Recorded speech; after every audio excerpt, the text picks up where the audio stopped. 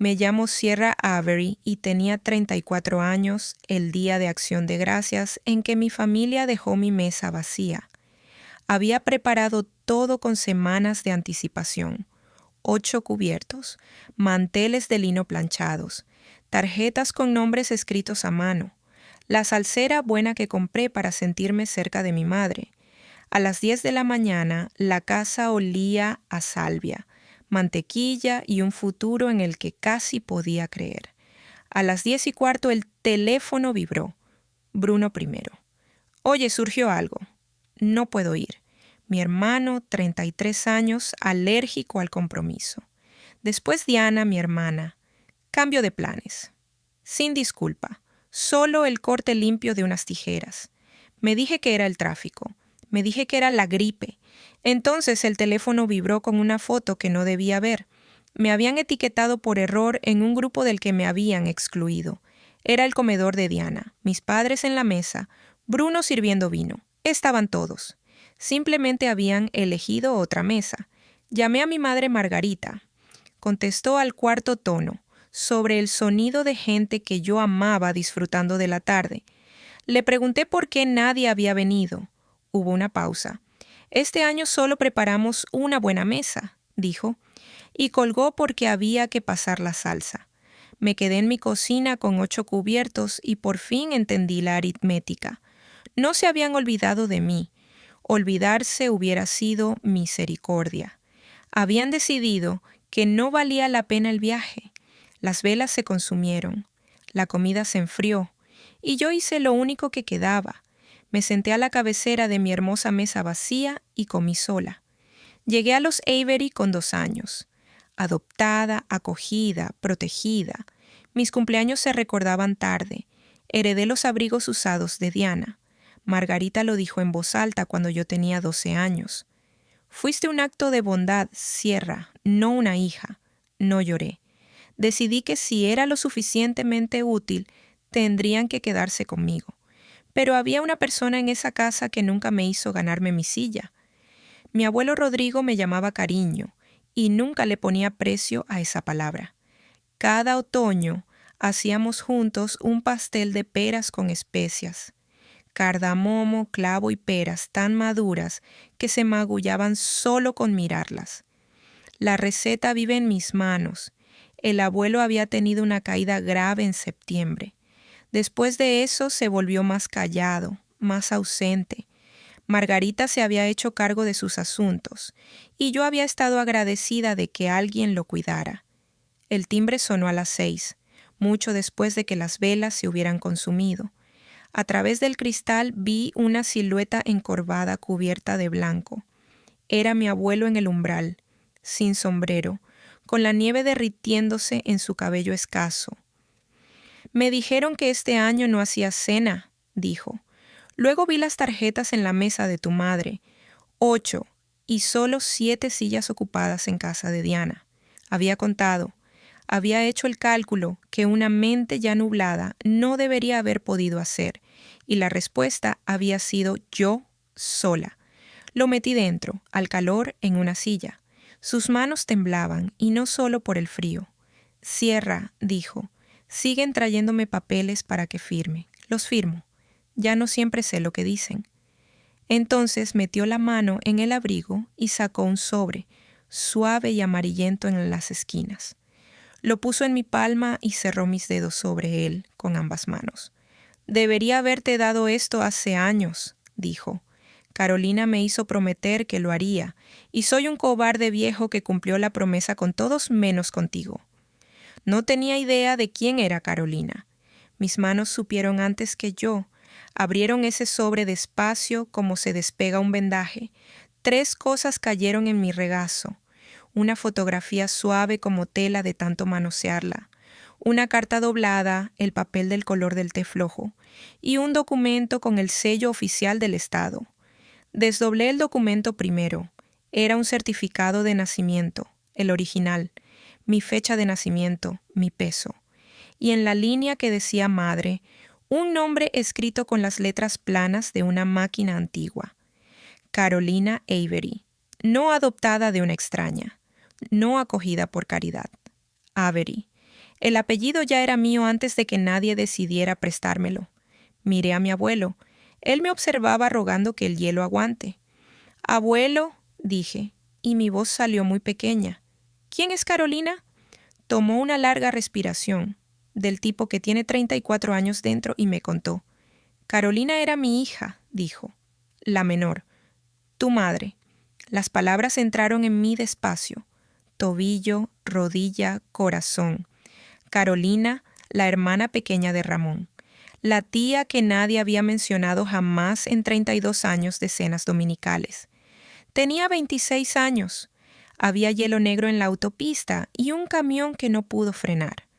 Después solo quedó una bebé, una tumba y una familia que decidió que lo más sencillo era el silencio. «Volví a casa», dijo el abuelo. «Ibas dormida en el asiento trasero. No tenías ni un rasguño». Extendió la mano y tomó la mía. Trazó las líneas de mi palma con un pulgar vuelto suave con los años. «Tienes sus manos», dijo. «He visto a Carolina ahí mismo cada vez que extiendes esa masa de pastel. Esa es su receta, cariño, no la mía». «¿Por qué?», pregunté. «¿Por qué alguien me habría ocultado esto? Después de que murió Carolina, alguien tenía que hacerse cargo de ti. Yo era viudo, ya demasiado mayor. Margarita acababa de perder un bebé ese invierno. Y llegaba una niña con la cara de una mujer muerta. Ella aceptó criarte con una condición: que nadie te dijera jamás de quién eras realmente. Así que te convirtieron en una historia en lugar de en una hija. Cada pequeña crueldad encajó de golpe. Los cumpleaños tardíos, los abrigos heredados, el recordatorio constante de que tenías suerte de estar allí. Nunca fue descuido. Era mantenimiento. Desdoblé la carta por último. La letra era joven, llena de curvas, segura de sí misma a la manera de alguien que todavía no ha aprendido cuánto puede perderse. «Mi querida Sierra», comenzaba. Y tuve que detenerme a respirar, porque nadie en esa familia había empezado nunca una frase dirigida a mí con la palabra querida. Escribió esa carta antes de morir, en una noche en que no podía dormir. Escribió sobre mis puños, cómo aferraban su dedo. Escribió que tenía una barbilla terca y que esperaba que la usara. Y escribió una frase que llevaría conmigo el resto de mi vida. «Pase lo que pase, asegúrate de que sepa que nunca fue una carga para mí». Fue lo mejor que hice. Escuché mi propia voz en la cadencia de sus frases. Aquí estaba la respuesta en la letra de una mujer muerta. No era una mala copia de ellos. Era una copia fiel de ella. «Hay algo más», dijo el abuelo. «Mis cuentas se sienten más ligeras, Sierra, como un abrigo sin el forro. Y la semana pasada, Ramón me pidió que firmara un papel sobre la casa. Mi casa, la que Carolina creció. Soy contable en Omaha. Sé mejor que nadie cómo puede mentir un número». Tomé sus manos frías entre las mías y dije: «¿Me dejas mirar?». Solo mirar los extractos, los papeles, todo. El alivio se extendió por su cara como un deshielo. «Esperaba que lo preguntaras», dijo. Y así mi dolor tuvo un trabajo. Esa noche, con el abuelo dormido en mi sofá, abrí el ordenador. El abuelo había firmado un poder notarial en marzo, nombrando a Margarita como su agente. La ley de Nebraska exige que quien lo detenta actúe solo en beneficio del anciano. Lo que encontré no parecía cuidado. Parecía una cosecha. Desde abril, 12,000 a Diana sin acuerdo, 9,000 a Bruno sin pagos. Un coche nuevo, un tejado, reformas en una casa que no era la del abuelo. La cuenta reservada para su cuidado, vaciada casi por completo. Y en el correo de Margarita, borradores de un testamento nuevo y un contrato para vender la casa de Carolina. Dentro de la carta de Carolina encontré la nota del abuelo. El dinero de Carolina para Sierra, guardado para cuando esté lista. Entendí entonces qué cuenta habían vaciado. No solo los ahorros de un anciano, el último regalo de mi madre. Lo habían gastado en un coche para Diana y un tejado para Bruno. Guardé la carta y llamé a una abogada, Juana Peterson, especializada en derecho de personas mayores. Lo que describes puede ir mucho más allá del mal juicio, me dijo. Es un camino largo, me advirtió. Le dije que llevaba recorriendo caminos más largos desde los 2 años. Se enteraron de que estaba investigando antes de lo que quería.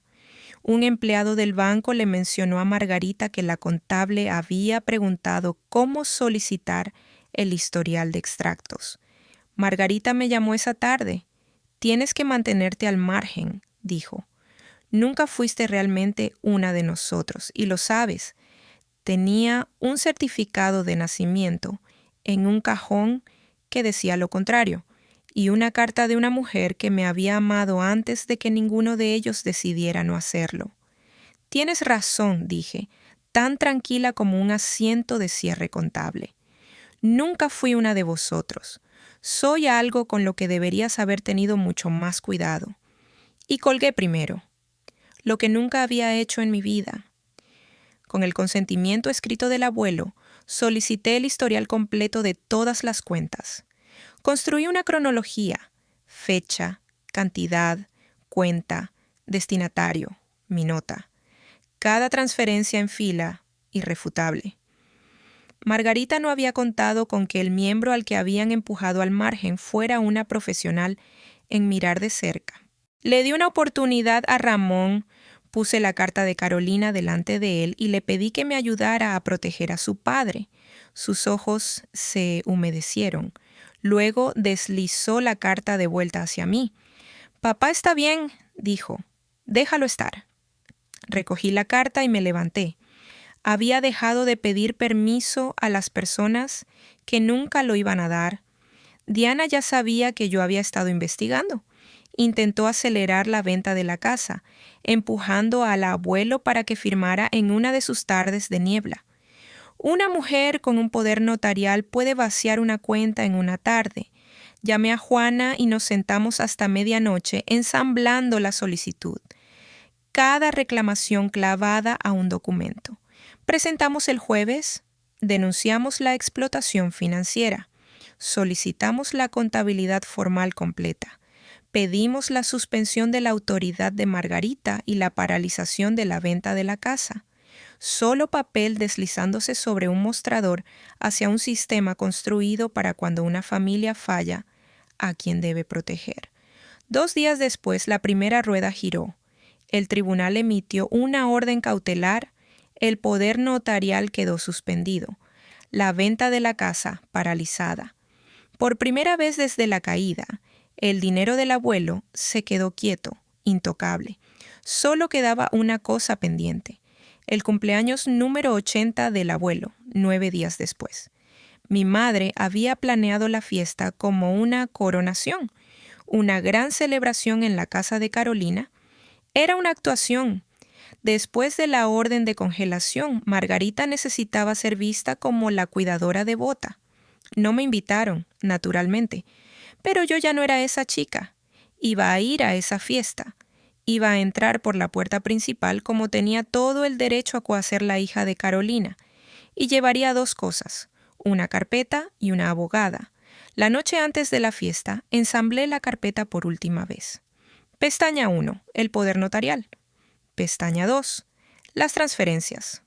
Pestaña 3, la cuenta vaciada junto a la carta de Carolina. Pestaña 4, el testamento a medio hacer. Pestaña 5, la venta congelada y la orden del tribunal. Cuando terminé, hice una cosa más. Horneé el pastel de peras con especias.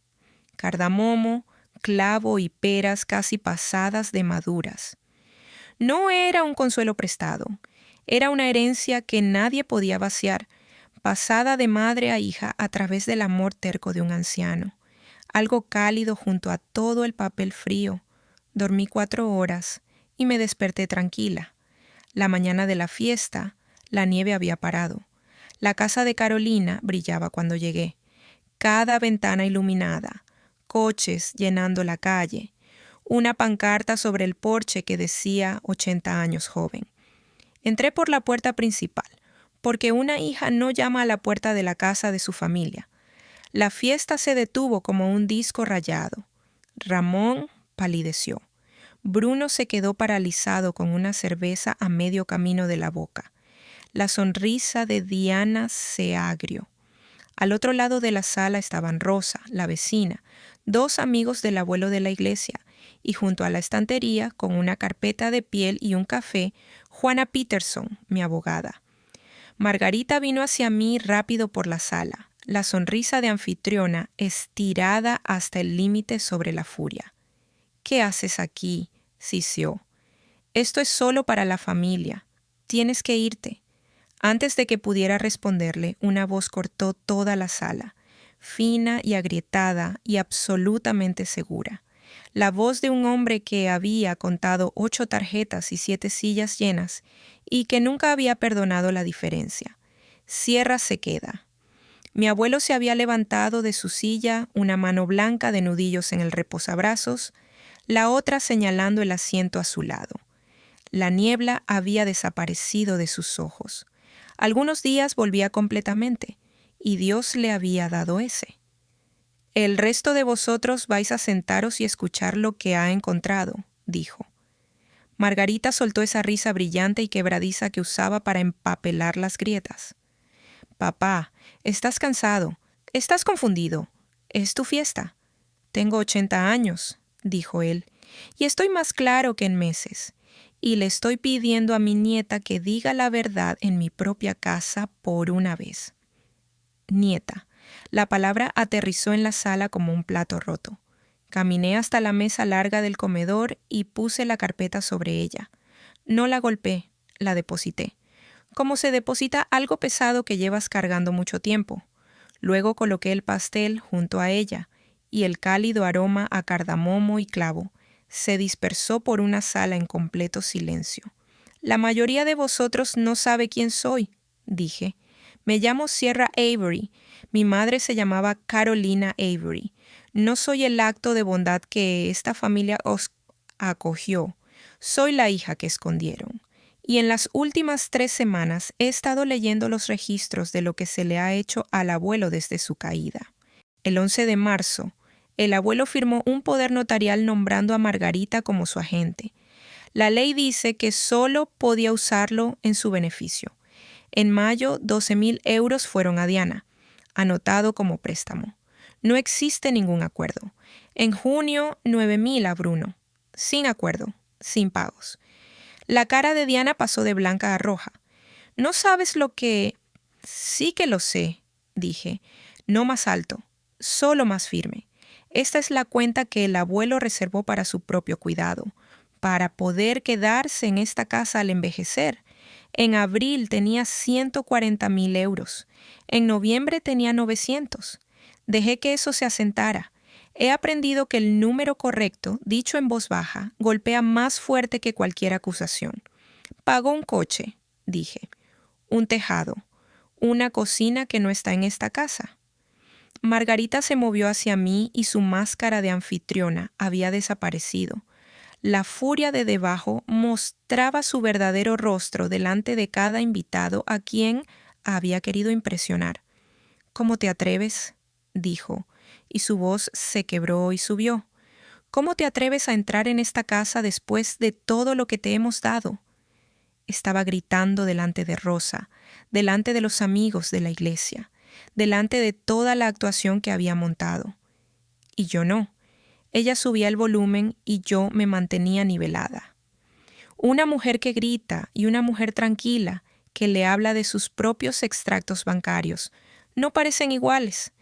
Parecen la culpable y la demostrada. Cuando se quedó sin aliento, saqué una sola página de la carpeta y la puse sobre la vajilla buena de la familia. El certificado de nacimiento original. El sello oficial. «Mi madre era Carolina Avery», dije. «Su nombre está ahí mismo y en el único hecho que importa esta noche. Soy la única persona en esta sala que realmente protegió a su padre». Me volví hacia los invitados, no hacia la familia, porque la verdad merece testigos. Me dijo toda mi vida que no era realmente una de vosotros, dije. Un acto de bondad no puede heredar, no puede preguntar a dónde fue el dinero, pero una nieta sí puede. La voz del abuelo llegó de nuevo desde su silla, ronca de lágrimas. Es mía, dijo simplemente, la hija de Carolina. La tuve en brazos el día que nació y el día que se llevaron a Carolina. Y he tenido vergüenza durante 34 años de haberla dejado ser una extraña en su propia familia. Rosa lloraba abiertamente.